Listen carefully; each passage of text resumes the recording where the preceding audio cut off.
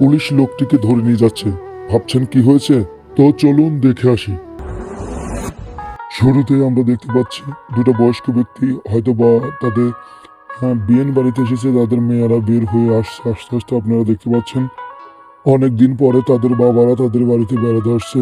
সম্ভবত মেয়েদের খুশির কারণ এটাই। এদিকে শাশুড়ি বের হয়ে আসলো, তাদের সাথে কথোপকথন হচ্ছে। বড় বৌমার বাবা ছিল খুবই গরিব।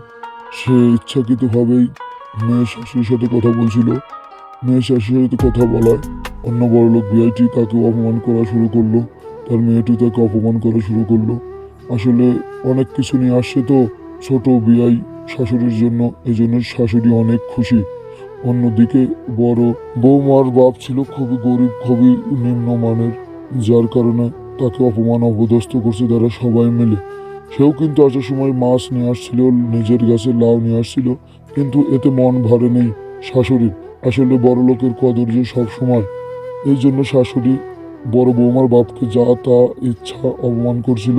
মেয়েও খুব কষ্ট পাচ্ছিল নিজের বাপকে এভাবে অপমান করাতে। মেয়েটি খুব কষ্ট পাচ্ছিল।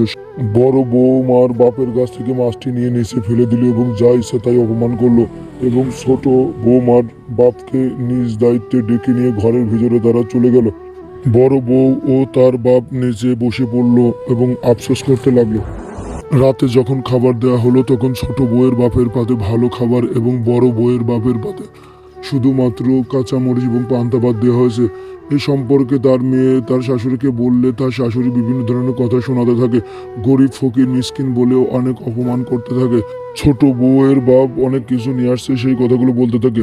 এই জন্য ছোট বউ তার বড় বউয়ের বাপকে অপমান করতে থাকে। সবাই মিলে একদিকে হয়ে যায় এবং বড় বউ এবং তার বাপ একদিকে। সবাই যা ইচ্ছা নয় তাই বলতে থাকে। এসব কথা শুনে বড় বউয়ের বাপ বলে, হ্যাঁ আপনারা ঠিকই বলেছেন, আমি গরিব ফকির মিসকিন, আমার তো আর এত অর্থ সম্পত্তি নেই, আমাকে তো আপনারা এটাই খাবার দেবেন, আমার জন্য এগুলোই ঠিক আছে। এরপর তারা যার যার মতো খেতে থাকে। রাতে শোয়ার জন্য বড় বউয়ের বাপ ছোট বউয়ের বাপের কাছে গেলে ছোট বউয়ের বাপ যা ইচ্ছা নাই তাই বলে অপমান করে, বলে তোমার গায়ে ময়লা নোংরা, তুমি পরিষ্কার, তুমি গোসল করো না, তোমার মতো ছোট লোক গরিব ইতর অভদ্রের সাথে আমি এখানে সব। এই সব কথা শুনে বড় বউয়ের বাপ ও নিজের আফসোসের কথাগুলো বলতে থাকে।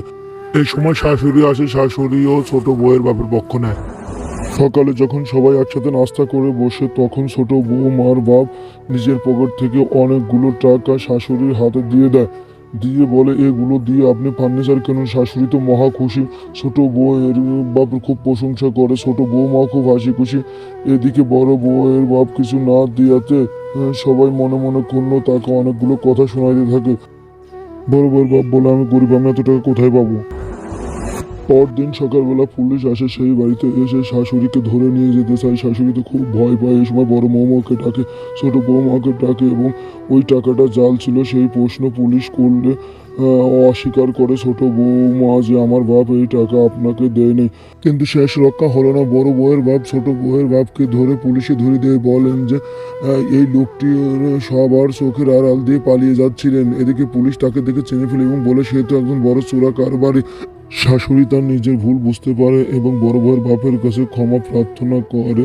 বড় বউয়ের বাপও তাকে মাফ করে দেয় আর বলেন যে শুধু অর্থ সম্পত্তি থাকলে জীবনে ভালো মানুষ হওয়া যায় না, ভালো মানুষ হতে হলে প্রকৃত ইমানদার হতে হয়।